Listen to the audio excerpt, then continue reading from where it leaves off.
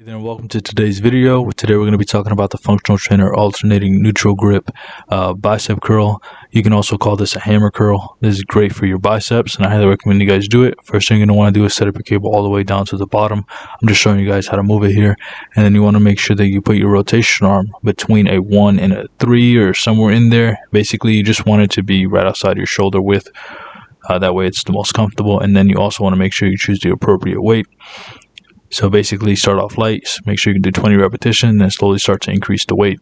So you want the cable, like I said, right outside your shoulder width, and that will depend on obviously your shoulder width. So if you have narrow shoulders, then you have to bring the rotation arm a little closer.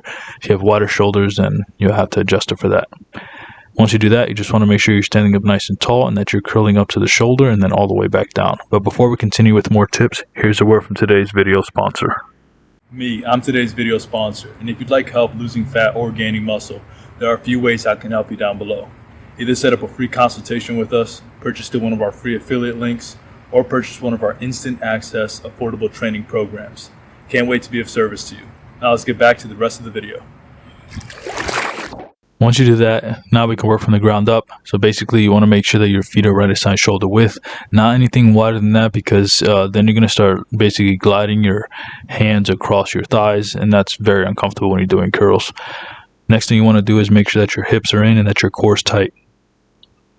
Because if they're not, what ends up happening is you're going to start arching your lower back if you start going too heavy, or at least you'll be more prone to it. So you want to avoid that obviously by keeping those areas tight, and that'll stop you for the most part from arching your lower back, which you don't want to do when you're doing curls. Next thing you want to do is make sure that when you go up, you just bring it up to the shoulder and right back down. And you don't want your elbow to be moving forward or back. Just bring it right up to the shoulder and then back down. You don't need to go any higher than that, because then that starts incorporating your shoulder more. And if you're working your biceps, you want to be working your biceps. So notice how my elbow is not necessarily moving. Now, if it moves a little, it's not a big deal, but you basically don't want to be like bringing your elbow all the way up to the level of your shoulder. That's not going to be working your biceps as much, and you want to keep as much tension on the biceps, so you do that by keeping it within the proper range of motion. Next thing you want to do is make sure that your chin is tucked and that you're standing up nice and tall. So notice that I'm not looking up and I'm not placing any unnecessary stress on my shoulders, on my neck.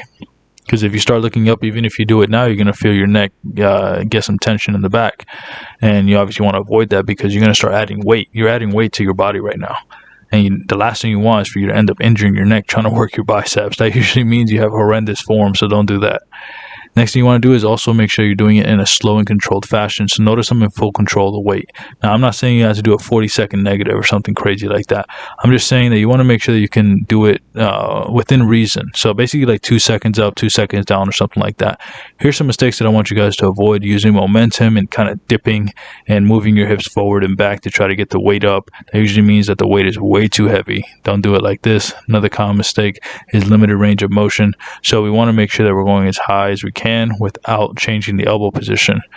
So don't do half reps at the bottom, don't do half reps at the top. Do full repetitions all the time. That way you can benefit from the exercise as much as possible. And another mistake that you want to avoid is bringing your elbows too high. So basically you can tell I'm like curling all the way to the back of my head, which you don't want to do. Just stop at your shoulder. That way you minimize the shoulder involvement.